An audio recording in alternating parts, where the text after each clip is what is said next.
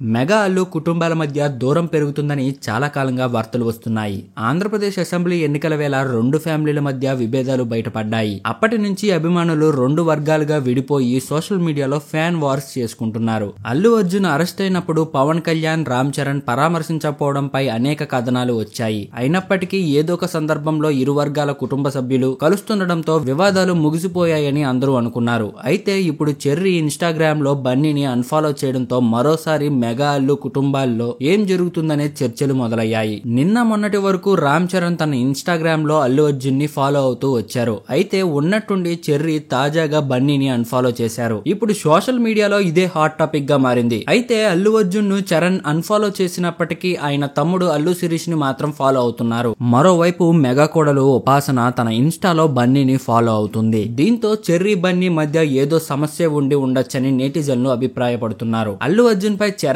కి అంత కోపం ఎందుకు? ఇద్దరి మధ్య ఎక్కడ తేడా వచ్చింది? అసలేం జరుగుతుంది అనే డిస్కషన్ జరుగుతుంది. నిజానికి ఏపీ ఎలక్షన్స్ కు ముందే అల్లు అర్జున్ కి రామ్ చరణ్ కి పడటం లేదంటూ రూమర్స్ చక్కర్లు కొట్టాయి. ఇద్దరి మధ్య కోల్డ్ వార్ నడుస్తుందని పుకార్లు వినిపించాయి. చెప్పన్ బ్రదర్ కాంట్రవర్సీ తర్వాత మెగా ఫ్యాన్స్ మీటింగ్ పెట్టి మరీ బన్నీని తీవ్ర స్థాయిలో విమర్శలు చేశారు. అది అలానే కొనసాగుతుండగా ఎన్నికల టైంలో అల్లు అర్జున్ నేరుగా నంద్యాల వెళ్లి తన స్నేహితుడైన వైసీపీ అభ్యర్థి శిల్పా రవికి మద్దతు ప్రకటించారు. అప్పుడే మెగా బ్రదర్ నాగబాబు పరోక్షంగా బన్నీని ఉద్దేశిస్తూ ఓ ట్వీట్ పెట్టారు. ఆ తర్వాత సాయి ధరమ్ తేజ్ సోషల్ మీడియాలో అల్లు అర్జున్ ని అన్ఫాలో చేశారు. ఇప్పుడు రామ్ చరణ్ కూడా బన్నీని అన్ఫాలో చేసినట్లు తెలుస్తుంది. పొరపాటున ఇలా జరిగిందా లేదా కావాలనే అన్ఫాలో చేశారా అని అందరూ ఆలోచిస్తున్నారు.